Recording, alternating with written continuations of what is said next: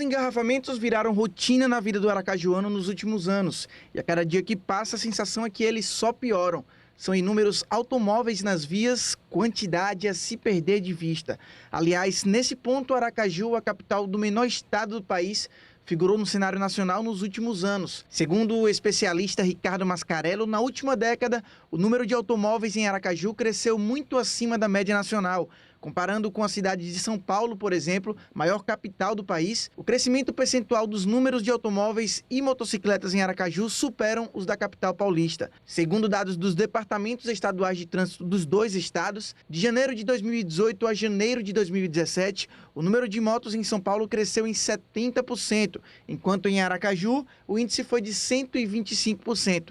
Já para automóveis, São Paulo passou a ter 31% a mais de carros nas ruas e Aracaju mais que o dobro dos paulistas, 67%.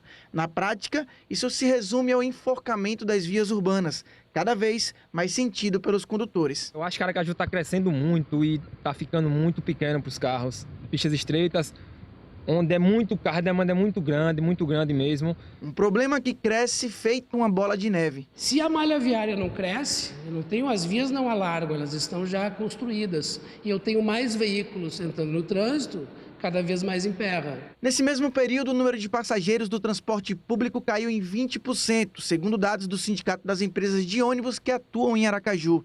Esse serviço, no entanto, continua sendo responsável pela condução de 60% da população no dia a dia, mas, em contrapartida, são os automóveis que ocupam mais espaço no trânsito. Segundo Mascarello, os carros privados, que em média carregam 2 pessoas, tomam pelo menos 80% das vias.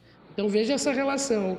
Se eu tenho só 40% que usa o carro, mas ele me consome 80%, eu não estou democratizando o espaço.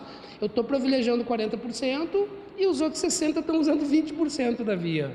E esses 20% ainda entra a bicicleta, né, e esses outros modais, enfim, além do veículo particular. O modelo existente nas vias urbanas em nada atende aos itens de democratização do trânsito discutidos na Lei de Mobilidade Urbana de 2012. No ano passado, Aracaju passou a ter faixas azuis exclusivas para ônibus do transporte público, mas o que se vê nas ruas são motoristas e motociclistas ocupando essas faixas.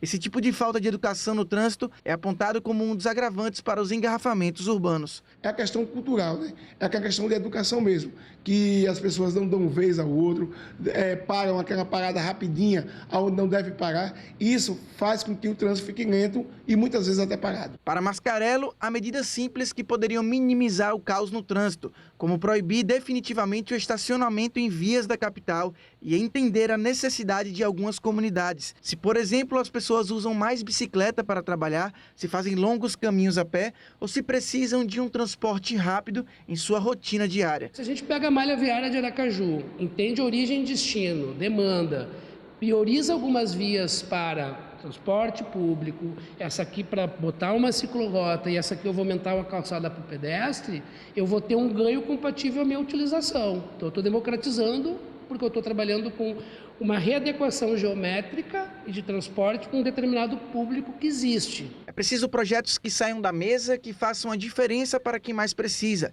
E principalmente que não deixem a lei de mobilidade urbana ser mais uma lei vã no Brasil.